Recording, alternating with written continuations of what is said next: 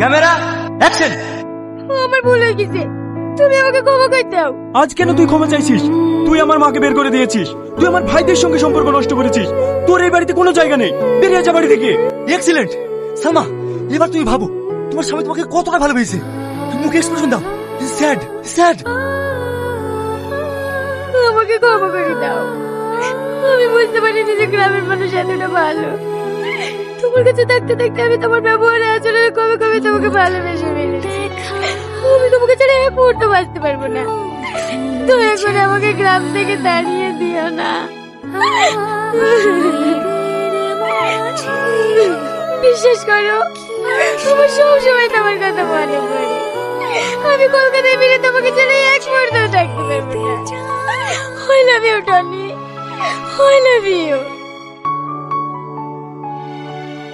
What is this Salma? Are you mad? তুমি কি পাগল হয়ে গেছো? হিরো কাবাদ দিয়ে টনি এখানে জড়িয়ে ধরেছো। স্যার, সিনেমাতেই আমার নায়ক হতে পারে, কিন্তু বাস্তবে টনি আমার আসল নায়ক।